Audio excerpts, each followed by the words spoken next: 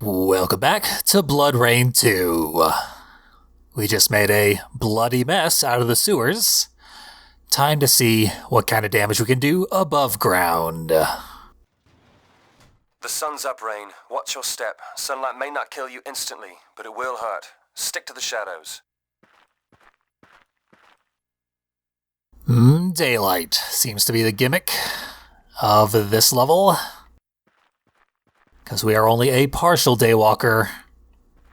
Can't do a whole hell of a lot out in the sun. Same. Hey, we gotta lock this place down. Sun's coming up. Vampire patrols are all in for the day.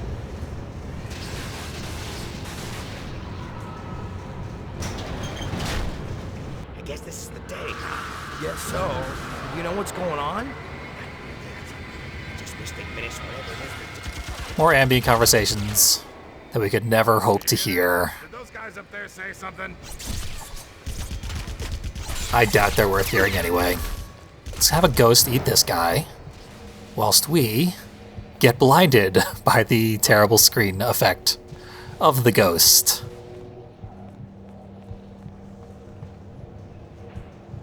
Yeah, I'm understanding that perhaps this is a flawed version of BloodRayne 2. The emulation appears to be imperfect, to say the least. And the PS2 version apparently was not the ideal version to begin with.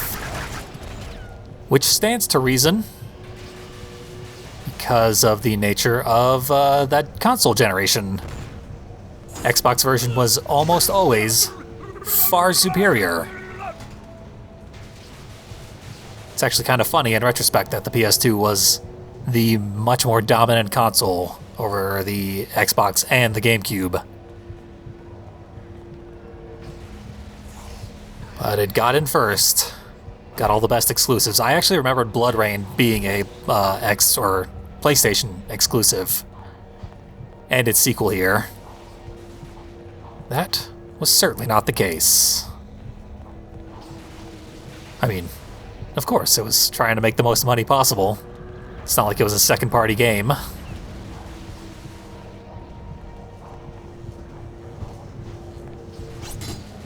We've already done all we need to do with that. There's a service corridor beneath that giant Tesla coil. Find the controls to lower the safety vent so you can access the maintenance hall.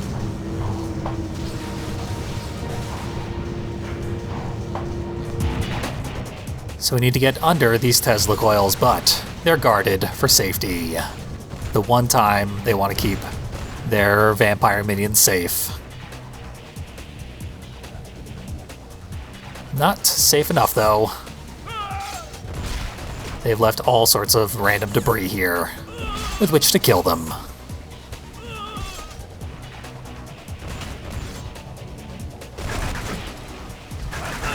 We can sort of use our machine gun. Not very much, though, because the max ammo is still fairly poor. There is still reason to use our arm blades. It's the least efficient way to kill people, but it does generate rage. Damn it, one of the turned is in the blood room. What's it doing? I don't know, just splashing around. Get it out of there. Yeah, that's a negatory, good buddy. That son of a bitch is 15 feet tall. Can't we call it a Foreman? That's all we need. Those guys are just as bad. You look at a Foreman the wrong way, he'll flatten you. Then he'll drink you. So what are we supposed to do about that gargantua in there? He's not hurting anything. Let him play.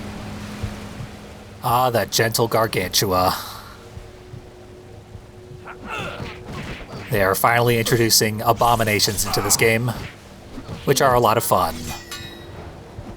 I welcome what they have to offer. This guy's got a grenade. And throwing knives. He's well armed. Surprisingly so. But yeah, monster time. There's one now. He's got friends on the above platforms. we do not have to activate them. They actually will have no AI until we jump up on the platforms ourselves. They don't care about defending this little raging bull. Yep, that activated them because they got knocked down onto our level. Rude. But we will use them for resources. We can certainly use a couple extra resources while that guy's doing nothing over there. Got pretty good rage going. Just lure him back. Fight him on this side. Yeah, he's like a Capra demon, except much more muscular. We do gotta watch out for those goat legs. He'll kick with them if we get to his side or behind him. That's gonna heal me. But for the most part, as long as you are not in front of him, you're pretty safe. And that back kick is, the hitbox of it is realistic to the tiny little thin leg. So it doesn't track very well. It is unlikely to hit you. Thus, you really only need to worry if you're in front of him. And now we can use our Blood Fury, which we unlocked when we beat Slez. It appears to be exactly the same as Blood Rage. Perhaps it does slightly more damage. There's no way to tell. All I'm doing is hammering the square button. And I won. Well worth the slowdown, which I imagine is not present on the Xbox version. If I thought it through a little better, probably would have grabbed an Xbox disc in order to do this playthrough. But it's fine. I do prefer playing this version over the recent re-releases, the Terminal Cut and Revamped. Because it's nice to show things off in their original context. And perhaps the PS2 version did have this much slowdown. There's no way to say it didn't, unless you played it yourself. And your memories are, quite frankly, unreliable. I know mine are. When I, revisit PS2 games. Oh, that was a well-timed level up. And it still almost killed me. But yeah, I revisit games a lot because I still have basically all the games I have ever owned in my possession. So I check them out from time to time. And they are much more tedious than I remember them being in every instance. Just load times were much worse than you remember them being. We used to be much more patient. I did, at least. Which is shocking, because I always had notoriously bad patience. Or so I thought.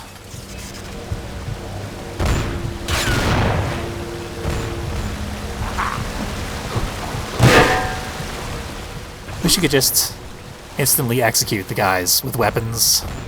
But no, shovel beats vampire every time. As does gigantic hook, like comedy vaudeville hook for pulling people off stage. You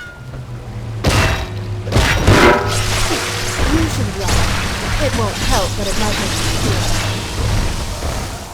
feel. Blood Fury does seem to, if not instant kill basic enemies, at least chop them up very, very quickly. So there is that. Maybe it's more useful on groups of enemies than it is on bosses. Maybe we will compare and contrast when we come across another boss, because there will certainly be a lot of them from now on. Once they introduce monsters, they want you to know they're here to stay. So I think this might be Enthrall, when you grab a person and they don't fight back because you've enthralled them. I don't think we've unlocked any ability called Enthrall.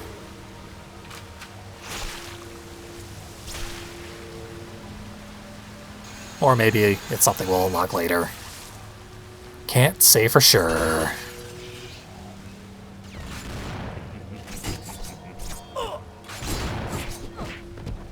Friendly fire appears to be off, otherwise these guys would be shooting the hell out of each other.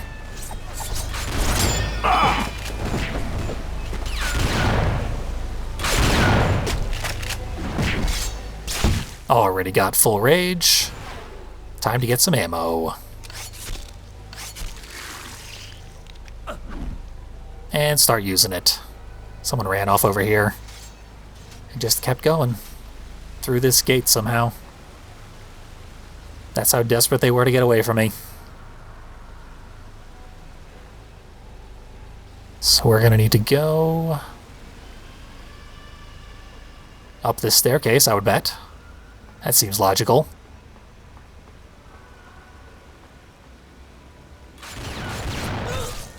I like how I barely even commented on the fact that we fought a gigantic monster in a sea of blood. Just showers of blood pouring down on us the entire time. That has become mundane at this point. But all that blood's got to be coming from somewhere. It's not like the facility itself is bleeding. Just use a little bit of detective vision to get my bearings on where I need to jump. Still almost mess it up. Oh, we're good now. Uh-huh. Don't care for that. Apparently we have to mind the way we are turning, because if we turn into the blood fountain, it knocks us right off the pole. That's news to me. Stuck underneath the platform, doing great. Okay. We're all set. And all the enemies are cleared out. We can just make a straight shot. I just wanted to show everyone the blood fountain again, because I was just talking about it. Can't get enough of that blood fountain. There's got to be a way onto those vertical poles there for a little shortcut. But I don't know what way it is.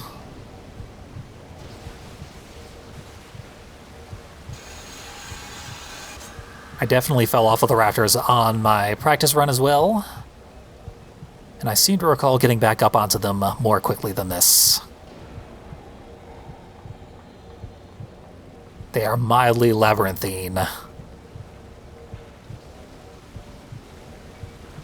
just have to make this one count. Turn the correct direction. There we go. Off to the control panels. First, we're probably going to find a few more victims. Here they come. I can see their blood aura.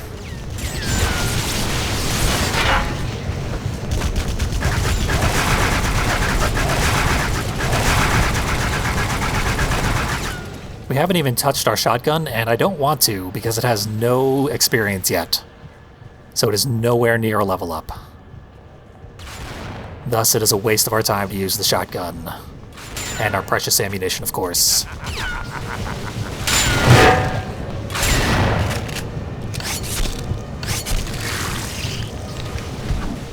I do kind of miss the simplicity of ammunition, as it was in the first game, where there were guns everywhere, so you had all the ammo you needed. And guns were extraordinarily powerful in that game. If you wanted something dead fast, you use the guns.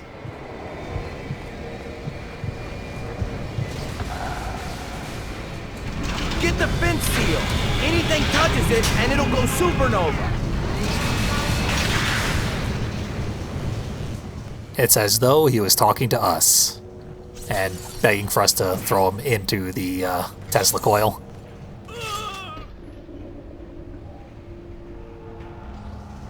Epic low frame rate, slow death that didn't actually kill him. Bit anticlimactic. Oh, he was magnetized into the core. Still managed to bounce out of the way somehow. This one's a bit random. I've had to throw many, many guys into that Tesla coil to actually get a kill on it. We'll keep at it. We get our carnage points as we're doing this.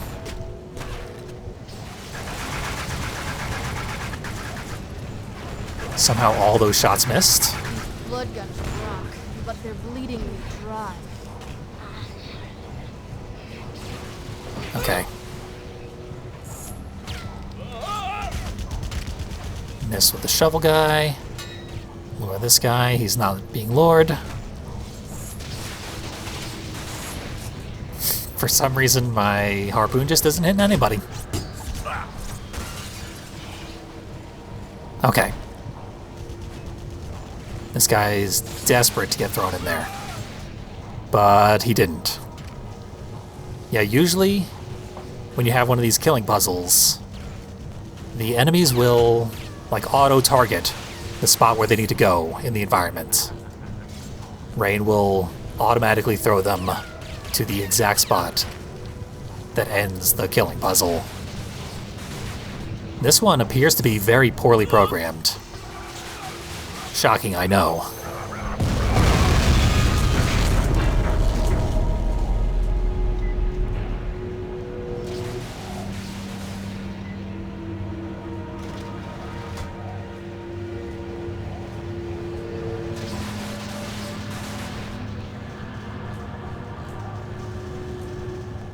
Now, for some reason, we have to do it again. Blowing up that Tesla coil just opened up a door to blow up a second Tesla coil.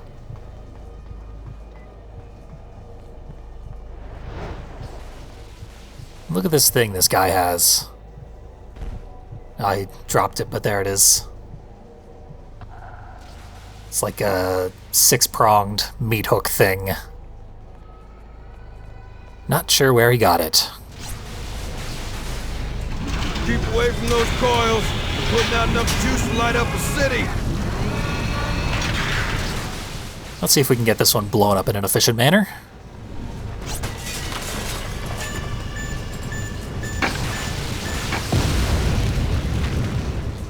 Okay, we got a volunteer. It's in the right spot, but he's a little close to the railing. Rayne doesn't throw them up and towards the target. She just throws them directly towards the target. So if they're touching the railing, they will bounce off of the railing. This guy might be in the right spot. Yes! Very nice.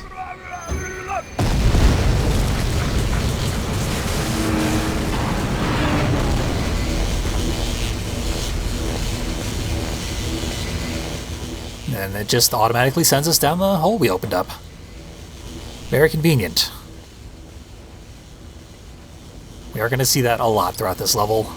Or when we open up access to a new area, it doesn't actually allow us to walk there. It starts a cutscene that shows us walking there automatically.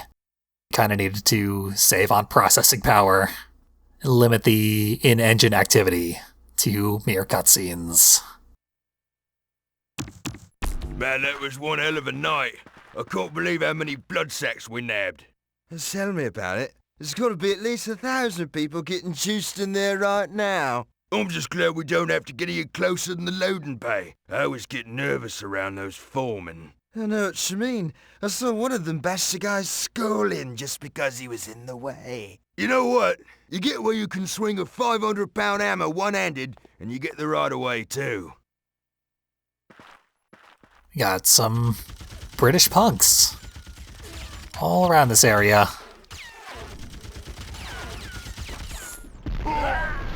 Not for much longer, of course, because Rayne's around. But they are pretty far from home. Vampires import their favorite minions, apparently.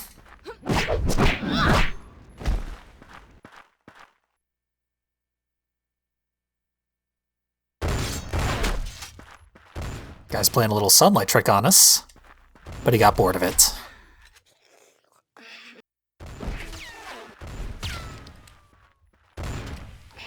They do kind of go back and forth on whether the minions are enthralled or if they are willful participants in the horrible human massacre that is being committed.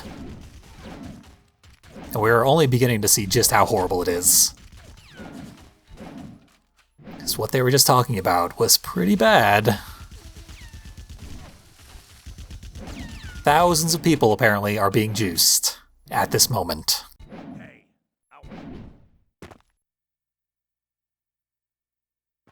Juiced, of course, being literal. We saw the fountains of blood in the last level. Didn't comment on it at the time, because Rayne is apparently nonplussed about this atrocity. You should run.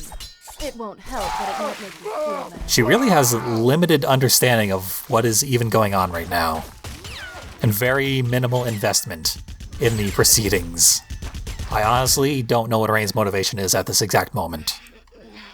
I will know what it is in about 15 minutes or so, when she finds out the full enormity of the situation, but so far, she's just exploring out of curiosity, looking for a reason to fight vampires.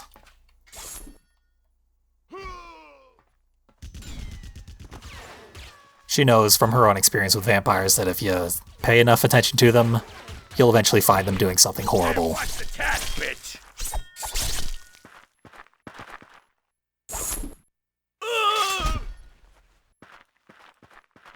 A lot of monster closets all around this area.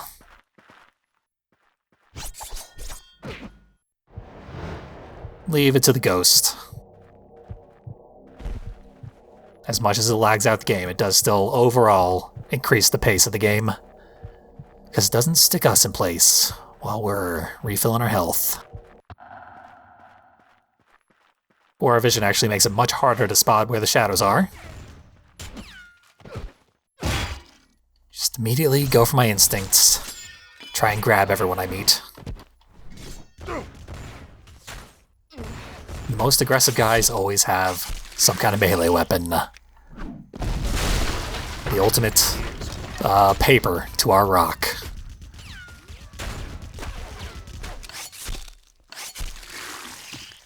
Every time we go through another loading zone, it defaults our guns back to the pistol variant, which is not very useful.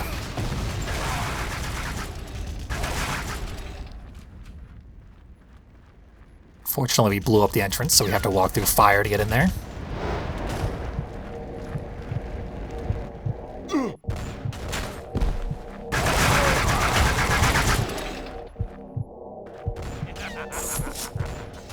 Kinda want to grind experience, but I also want experience not to be a thing in this game, because it's a really bad mechanic. At least the experience values. If they had, like, halved the experience requirements for each level up, then it might be a pretty good mechanic. But as it stands, they are just way, way, way too high. And this game is not very long. I am fairly certain, are well past the halfway point. We don't have the stakes established. We have the vast majority of upgrades, but we can't use them because level ups are too scarce. And we've introduced tons and tons and tons of enemies whose deals we don't know. They're incredibly shallow enemies, because they're just throwing so many out there. They don't have time to characterize them. We've got Ephemera, we've got Feral, I think her name was. No, there was the gore fountain in the last level. Now we've got a freezer full of rotting human body parts. Not a very good freezer, it turns out. This is the meat factory level I was looking for so long ago. I finally got it. Matter of fact, we're going to learn that this is what the inside of the meat factory does look like. They're doing here exactly the same thing that they were doing at the meatpacking plant, but we never went into the meatpacking plant to actually do anything about it, because we don't have very much investment in saving anything. We just want to kill some vampires. And for the most part, we're only killing their minions.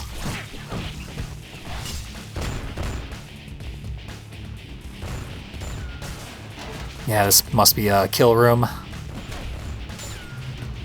Let's kill him faster. We're playing for keeps here, sport. So it's not one hit kill, because that guy definitely survived one hit. And then did a Howard Dean scream. That's a reference nobody should get.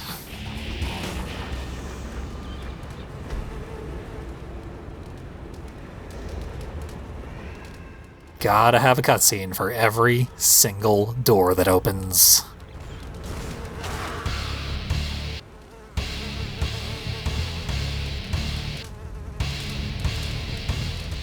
So they did do a lot of foreshadowing for this particular guy.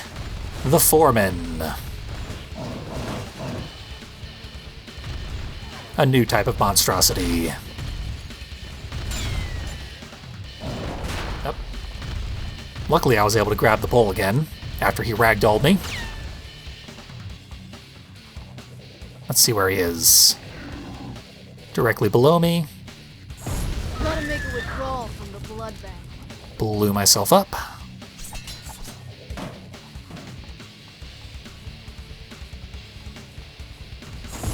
Ugh.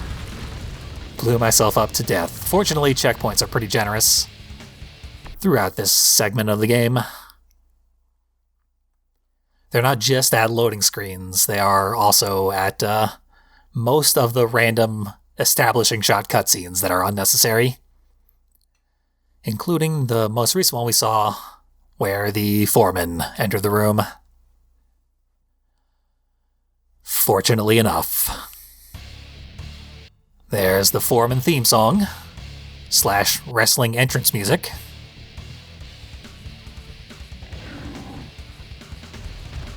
I'm gonna try this strategy again, even though it worked out very, very poorly last time. Because we did take one hit from the Foreman there.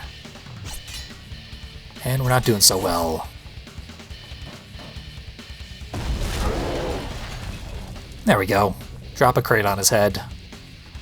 Do like a quarter of his health. Pretty good deal. Didn't mean to do it that time, but it also missed and didn't do any damage. Which is usually what happens when you try to do this segment. With the environmental attacks, they don't really work.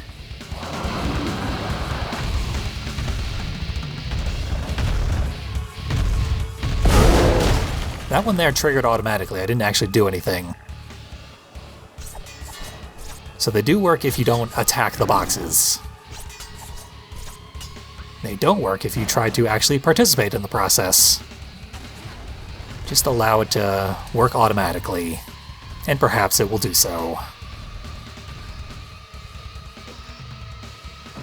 So now we got a lot of rage, a lot of health, ready to go fight the Foreman.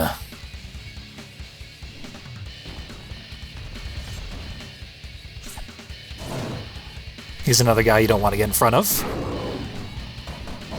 But he also has a spinning hammer attack.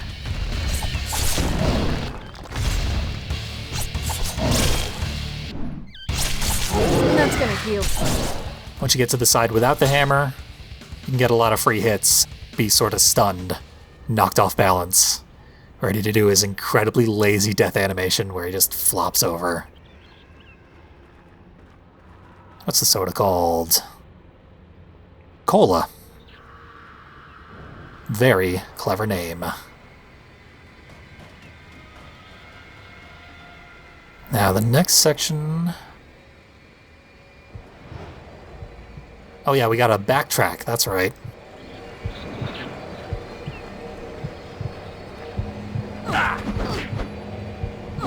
Damn. Interrupting the dancing duo caused me to take a series of hits. They're like glitched into each other. All I can do is make them hurt me. Unless I use that ghost. That ghost is incredibly useful. It's almost like a failsafe. The spectral feeding ability. Because this game is very prone to breaking. So just let that failsafe kick in. Let the AI fight itself for a while. And in the end, it may all work out. Yeah, pretty sure we have to go back the way we came. And new areas will have opened up. There we go. There's no car in this elevator. And when has that ever slowed you down? Another very pointless establishing shot.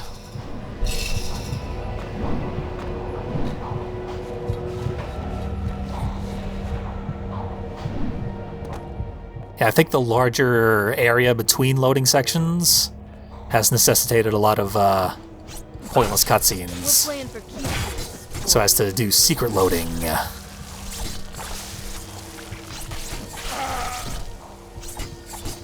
You should run. Ultimately, the first game was It won't help, much, but it much might better make you feel paced, better. because it would load like about 10 minutes of the game at a time. And each section of that sort would have a specific challenge in mind. It was neat. This game is making me like the first game a lot more. And I like the first game a lot to begin with. So when I first got to this section, I was like, oh shit, a Kestrel. This is not a Kestrel. This is a generic Dampier, the kind we fought back in the mansion. And it is much, much weaker than a Kestrel. We can stun it using our basic attacks. And in Blood Rage, we can just annihilate it. Doesn't even require a full Blood Rage meter. I'll see if I can do whatever the hell this is. Quiet Thunder.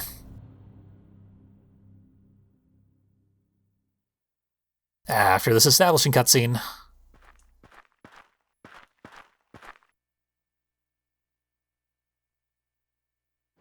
Let's commence the final test, shall we? Blood stupor has been induced in Subject A to render him more cooperative. Release Subject A.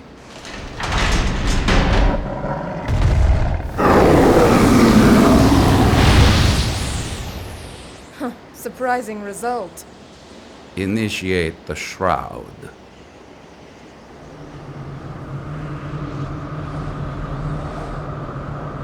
Now, Subject B.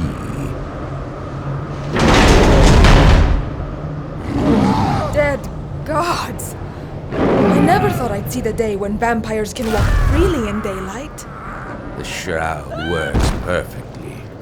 Once you finalize your incoming shipment, we can initiate our hostile takeover.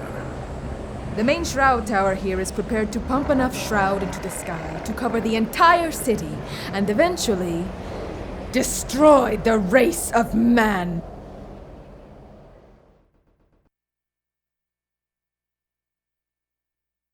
The stakes have been established. You know we must be getting near the end of the game, because they finally told us why we're playing the game.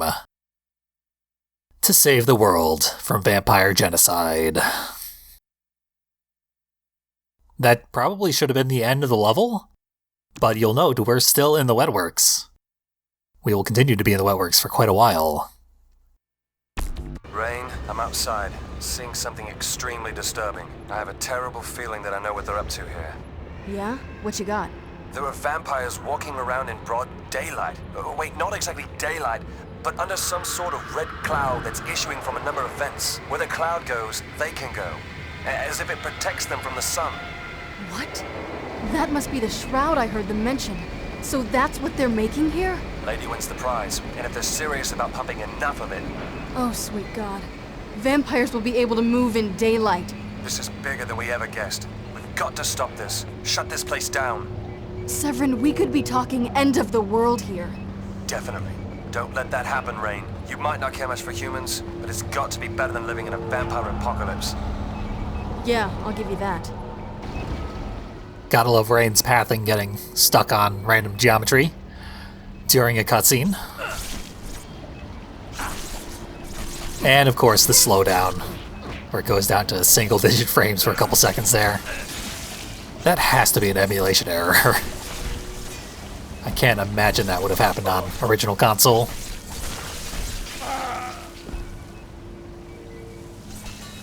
Here we have pools of guts. And we've established they are human guts. Oh, another Foreman. Makes me long for the days when they had introduction cutscenes. God, I'm horrible. So it is kind of dangerous when they appear out of nowhere like this. Feeding time. There I got sort of stuck in an animation, so I couldn't dodge. But it's fine, we have full rage now. Can take this thing out safely. Watch it flop over.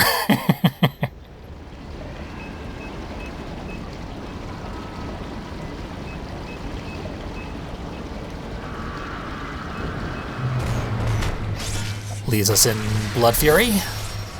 Fine with me. But I'm gonna need someone with a little bit of blood. Wish we could just, like, take free blood from the pipes here. That would speed things up. Rather than drain it ourselves from the minions.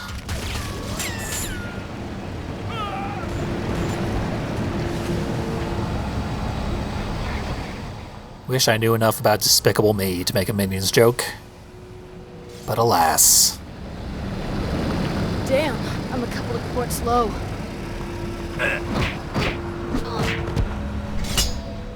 Getting karate to hell there.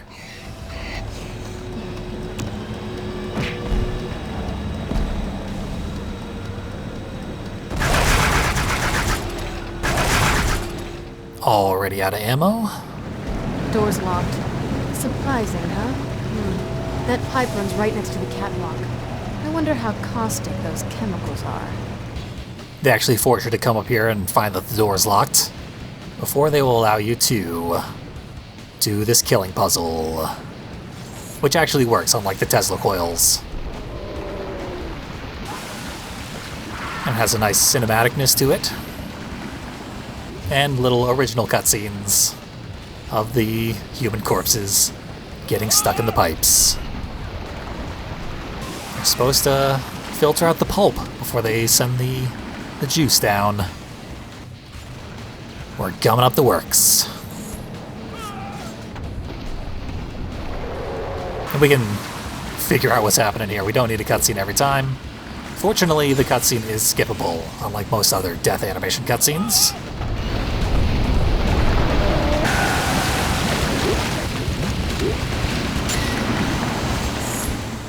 So this is a nice, quick killing puzzle. This cutscene is not skippable, but this one is. Maybe one more should do it, I think? Let's see.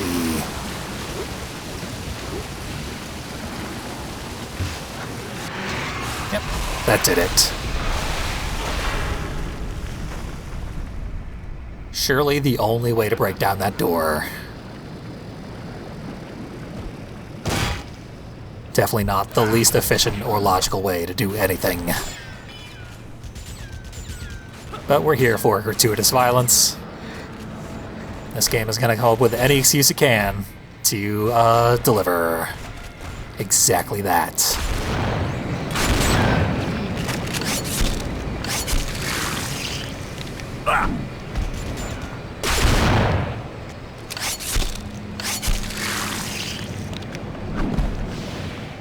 Technically, we are helping the vampires by dumping more bodies into these tubes, filling them with even more blood. But I guess by breaking that machine, or that one pipe from that machine, we have slowed down their operations slightly. That said, we are doing a terrible job at fighting them if they've already juiced thousands of people at this one location alone. Like, we suck at being the hero. We have failed to save countless lives. The game didn't even let us, attempt to do that. It honestly feels like we've already failed.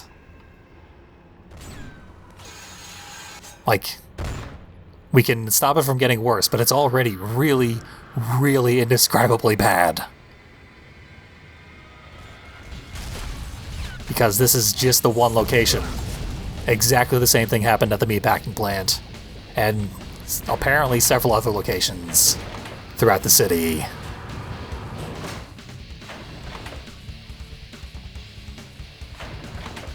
So maybe like 10,000 people have already been brutally killed and liquefied.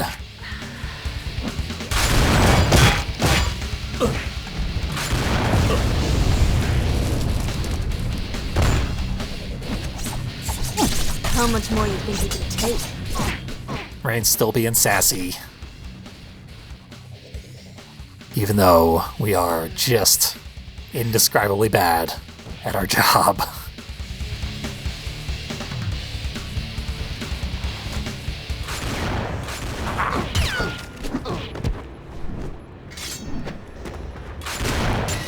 And of course, it's gotten to the point where the stakes are so ridiculous that they actually matter less than the stakes of the first game. Because in the first game, it was just a matter of stopping a fascist regime from gaining a lot more power. And that's something you can sort of wrap your head around. Because, like, it happened. Nazis were out there, and they did have a lot of power. Most of it was not supernatural to any historian's knowledge.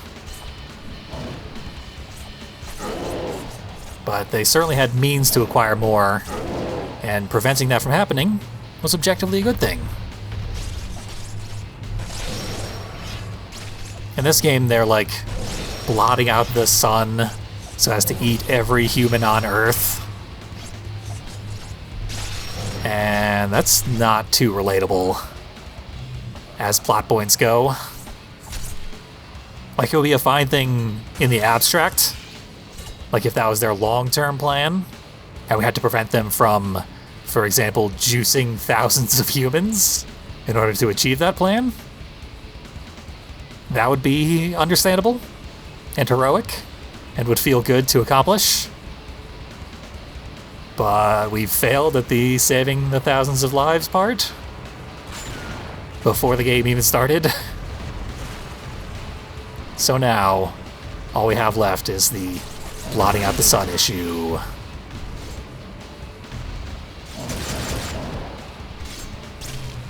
I think we still have enough blood rage to Did you even see that coming? get rid of this fella.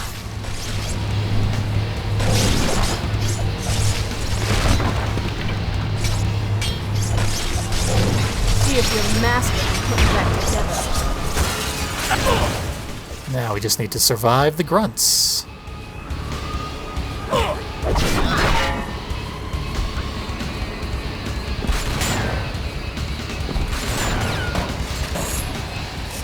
For some reason, knocking that guy's weapon out of his hand killed him outright. Didn't see that coming. Oh, no, he got back up. What the hell? He was plain dead. I've never seen that happen before. It was almost the death of me. But I'm still hanging on by a thread.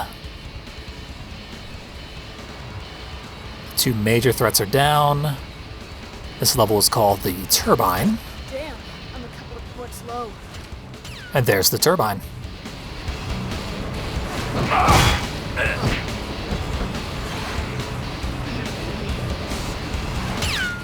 So the Turbine has a huge radius wherein it will suck enemies into it. And it will also suck us into it, of course. Take that, barrel.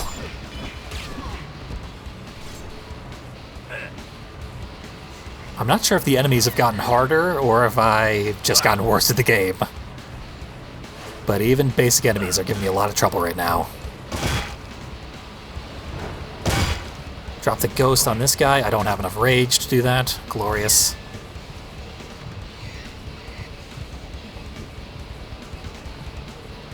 Okay, we've got enough health. We'll go over this way. And enemies will come to visit us. And go right on in. We don't even have to do anything. Let the game play itself for a little while.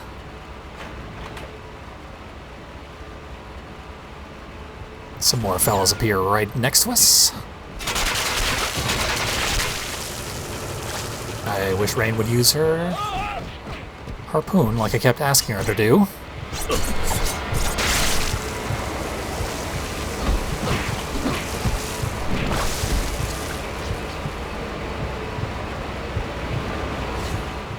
This guy's not worth much blood, but enough.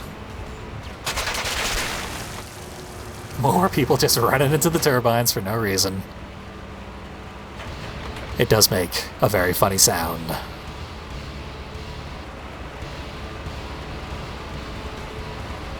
Another generic Dampier. This one uses guns, which does change things up quite a bit.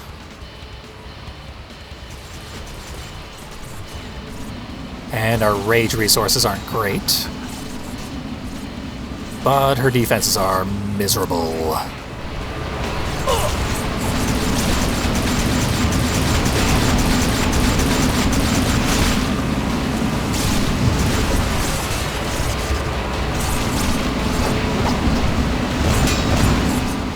She will resort to melee after a while,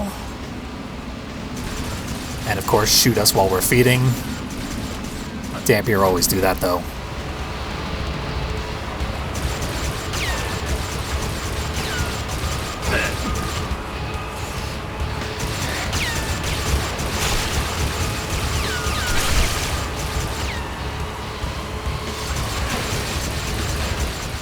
Do guns do anything? Let's find out. Guns do nothing. Same with just about all the bosses. Which again, opposite of how it worked in the first game.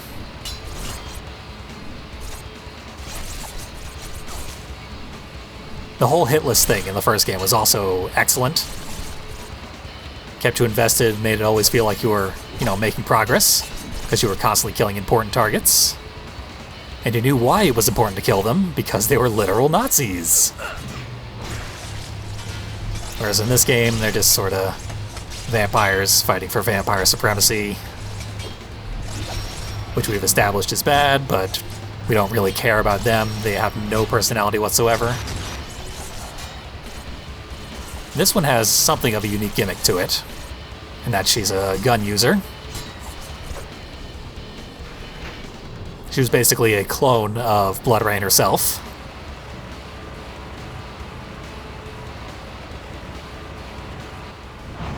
But she didn't do much to be functionally different. Oh hey, a new version of our gun. Which we won't really get to use, due to very strict limits on ammunition. Just hope we don't get sucked into any fans here. Worked out nicely. And on to another section of the Wetworks. This is a very, very long level. 6 discrete loading zones. Even the mansion only had 5. And most of them are a pretty good length.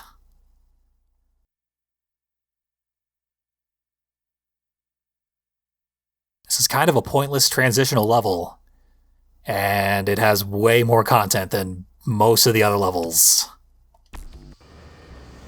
But we are approaching the Bonecrushers.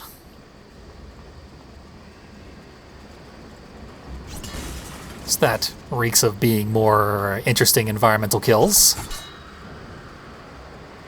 We just gotta find them first. Maybe down here.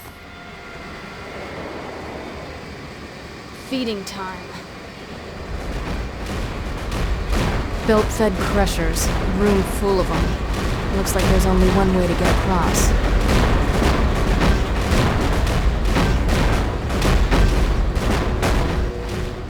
Still plenty more human bodies for them to chuck into their corpse grinding machines to make more of the shroud. Because that's what the shroud is made of. Human flesh and blood. Oh, you didn't need that, It is humorously edgy. But what we're really going to need is to get our rage up so that we can do a little bit of time slowing. So that we can get through the crushers more easily. The crushers are not instant death like they should be, but they will hurt a lot. We'll leave this one to the ghost. Get a little extra rage. Or try. So many uninterruptible animations in this game. It's hard to get much of anything done. It won't help, but it might make you feel.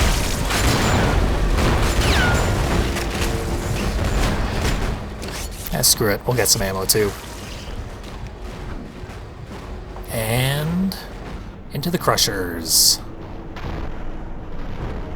And even with time slowed down, it's really hard to get through them. And once we do, ugh, that did not even hit me. And still hit me. Ah well. Once we get through that first set of Crushers, the gate opens. For no reason. They don't even make you, like, slash it from the other side. It's just very funny. It automatically opens. And then we do it again. We'll pretend we're doing it the right way, even though the right way doesn't work anyway. You get hit by the Crusher every single time. And there we go. Frustrating little section. You don't even get to throw enemies into the Bonecrushers. Although it does work, you're just not meant to do it. It doesn't actually accomplish anything.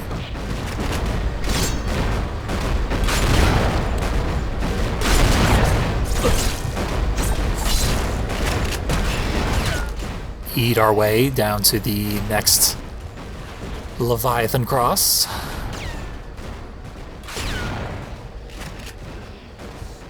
And probably do another killing puzzle. You never know when something's gonna explode, because there's tiny little propane tanks all over the place. Damn, I'm a couple of quarts low. And fire does random amounts of damage. Do not touch it, because it might drain your entire health bar instantly.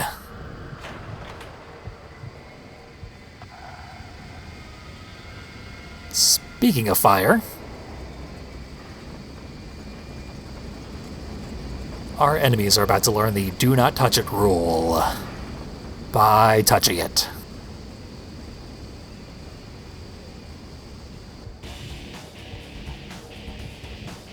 But we're gonna have to take it real slow because we have no health or rage.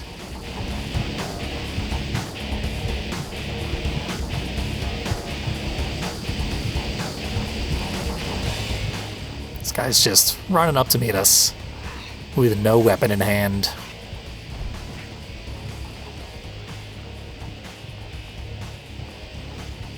Take off detective vision because we know what's going on at this point.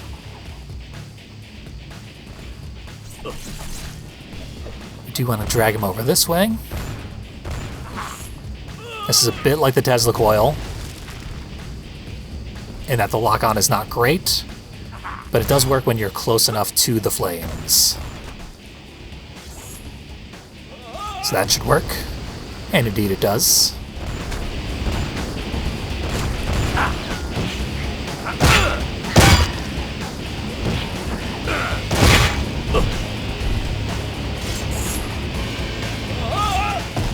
That was impressive. Hopefully we can get a few more shots like that. But for the most part, this one goes nice and quick. It's just like 5 or 6 torches.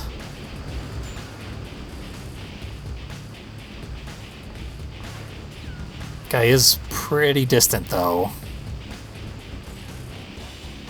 We got a much more eager volunteer. That should do it.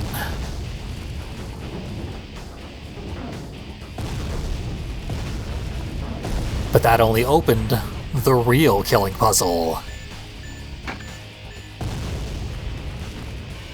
So we're gonna have to do it all again.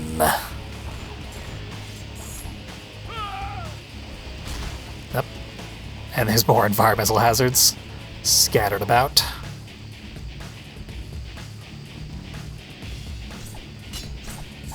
Useless lever in the corner.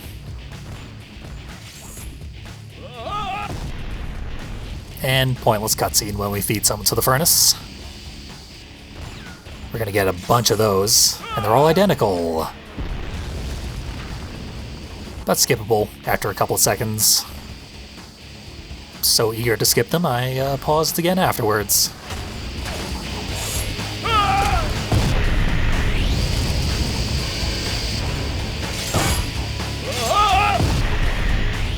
Yeah, I imagine the game couldn't even handle throwing too many guys in the furnace all at once. Even though previous killing puzzles handled that just fine. This level just doesn't run very well. The design of it is pretty decent. I like what they have us doing, but on a technical level, it doesn't work great.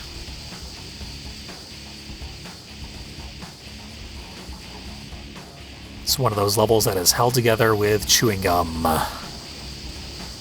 And previous levels would definitely have had you walk back up the stairs so that you would have a contiguous gameplay experience, rather than cutscenes that guide you to where you're going next and get you there automatically.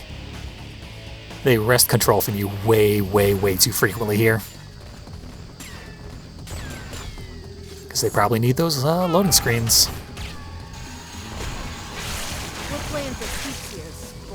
Those clotheslines all count as carnage kills, getting us closer to a level up, which is nice. We need more of those. Seems like at this point we need so much carnage to get a level up that we may only get one or two more for the entire rest of the game.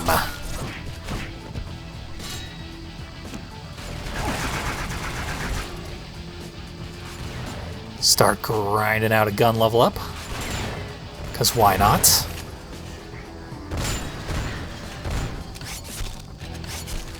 Why not would be guns don't work on bosses, and don't even work all that great on basic enemies, so there's almost no reason to use them. However, there is one reason to use them, and that is our new gun, the Blood Bomb.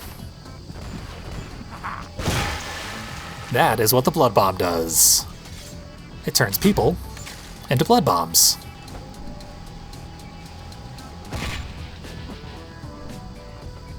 Sometimes. Apparently that one was a dud. Disappointing. There we go. You can see when they're leaking blood out of their neck, that means they're gonna blow. So yeah, this is an excellent gun. It's bad from a gameplay perspective, because all it does is instant kill one enemy like 4 or 5 seconds after they're hit. And they have to be hit directly with like a cerebral bore type aerial homing thing, which doesn't home particularly well. But the reward for hitting them with it is a guts explosion. And that is exactly the reward you want, regardless of how difficult it is to get. We'll dodge some bullets here. Get behind these fellas. And murder them. So we've got 2 of the goat demons, but they can't get into this room, which makes them kinda useless. And now watch their health bars. The goat demons are slowly deteriorating in the sunlight. We probably will not have to fight them, even though their death is required to get to the next area. All you gotta do is go inside. And then what are the goat demons gonna do? They're gonna melt is what they're gonna do.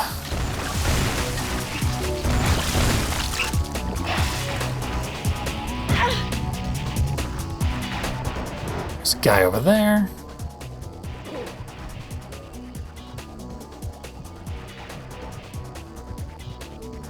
Just to be sure.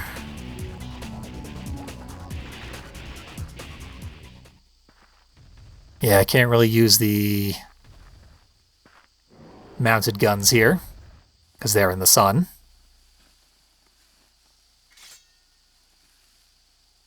And we certainly can't use the blood bomb, as nice as that would be.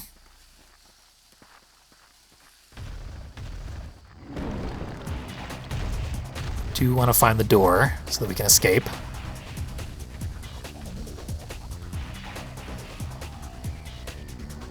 But yeah, it looks like they are trying to hide in the shadows.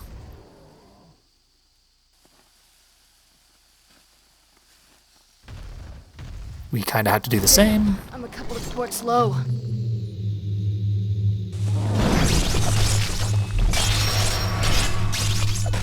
Take one out Horrible. most of the way, and then hide. And hope for the best.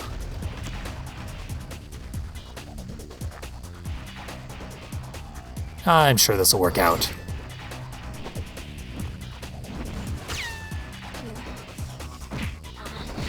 And now for a nice, relaxing buffet. Because we have no real choice in the matter. Just gonna have to eat everybody inside this house. Ah, well. So I'm still pretty much having fun with this game. It's just rather disappointing. Because there's a lot that could be a lot better about it. It's close in a lot of places. Watch those hands, Rain. All our health is back. That was rather impressive. Just how bad we fucked that guy up. Oh. Melee guys.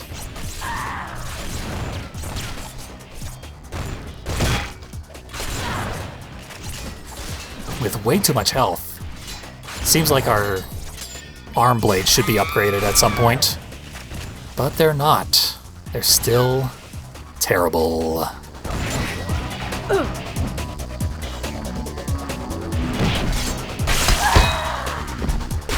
Okay, we got some ammo bags.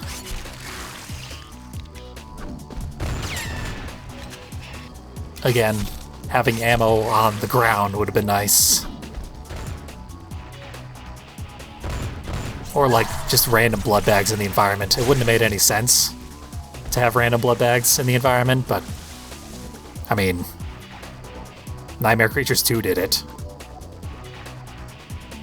What does sense matter in the grand scheme of things?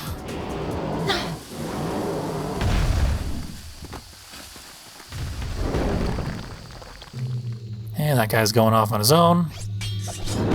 You should run. It won't help, but it might make you feel better.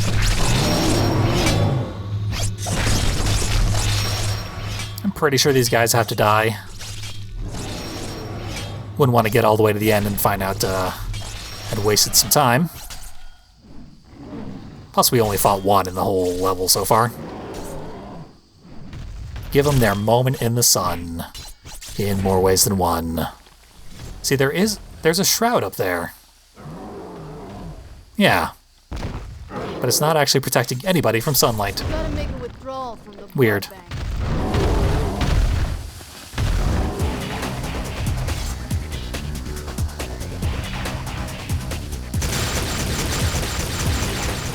That's doing tiny chip damage.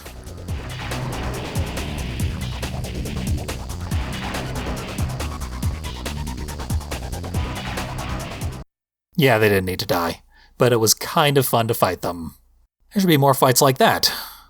Just ones that you can do for fun or ignore. Orders shipped for all remote outlets, but the meatpacking district is no longer a viable resource. It's completely hunted out. The shepherds had to grab some tourists and kids earlier just to top off the tank. Doesn't matter anymore. We're going public today, and they'll be lining up at the gates after that. This is the last order we're gonna need to fill for a while. Get it loaded and out. This is the big one. Are the subway teams prepared? I'll check, mistress.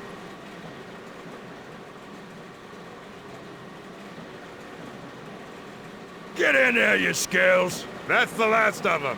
Get this cage out of here, and lock the gates so none of them can crawl back out.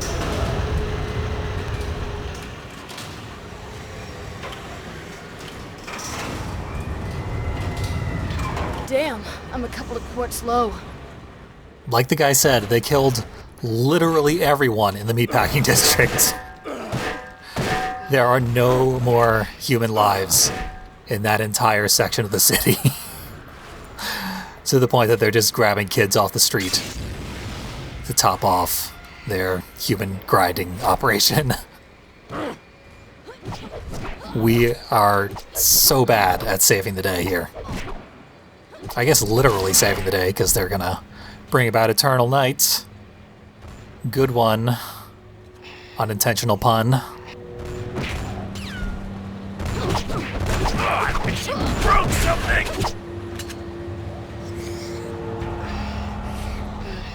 But yeah, this is actually like a fairly depressing storyline. They're trying to be as edgy as any video game ever has been.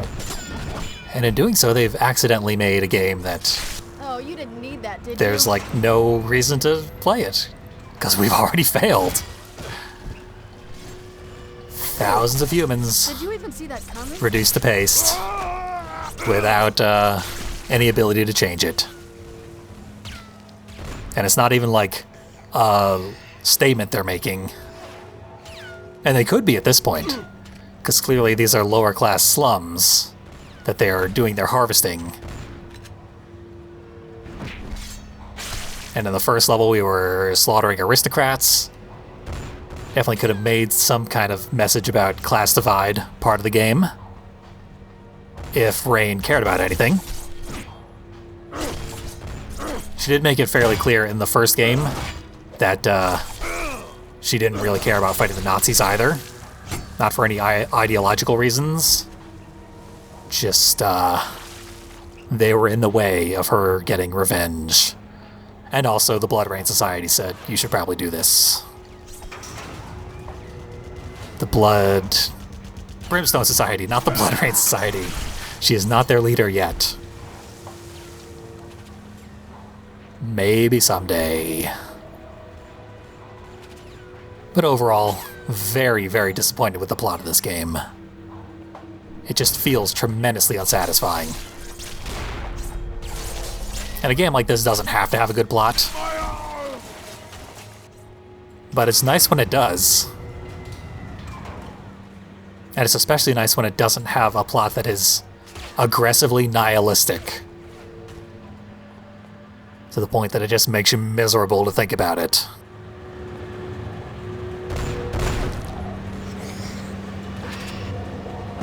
Damn it!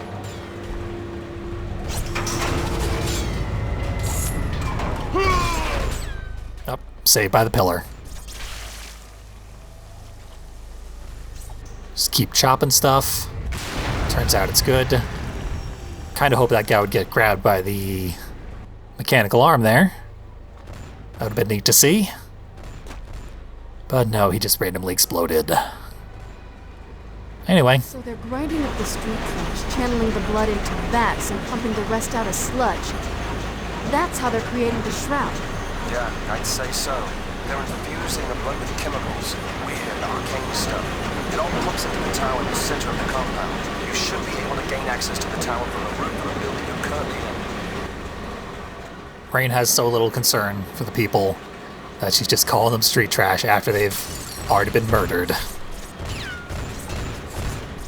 God, horrible. Like, she has a good personality. She's an interesting character to watch and have her be stylish and snarky. Compassion, which is necessary at this point in the plot, is a massive failing of hers. Just utter failing. She has zero compassion whatsoever.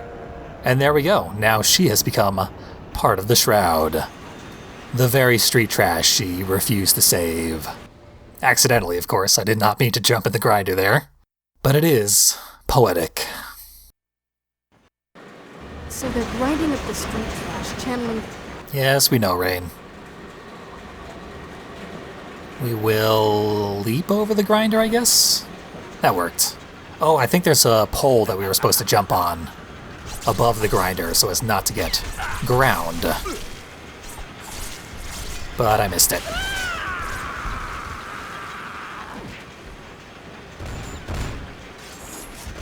Feels like we should be able to throw people into these gears, but that doesn't actually do anything.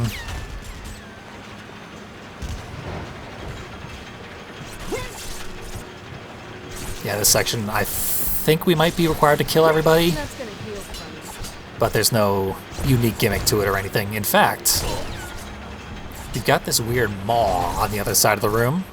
Let's go take a look at it. There it is.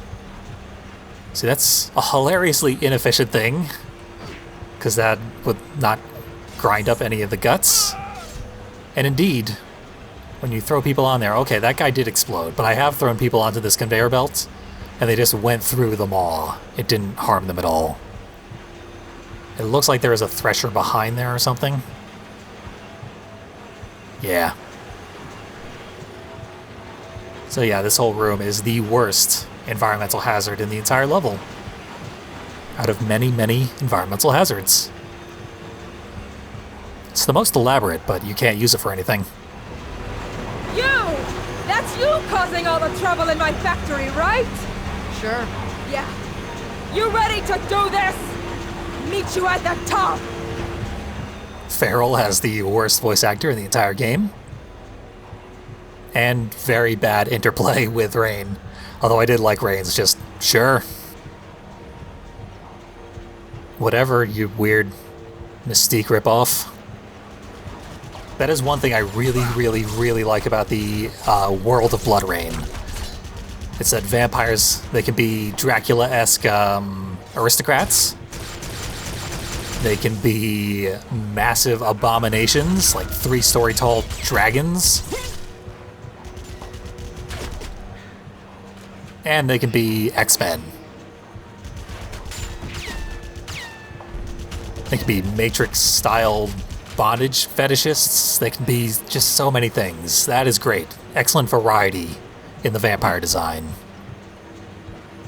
Definitely appreciate that. This is a whole new kind of angry. They could, frankly, stand to do even more of it. Been a pain in my ass. Sweetie, that pain's about to get a lot more severe. You coming up, or do you want me to come to you?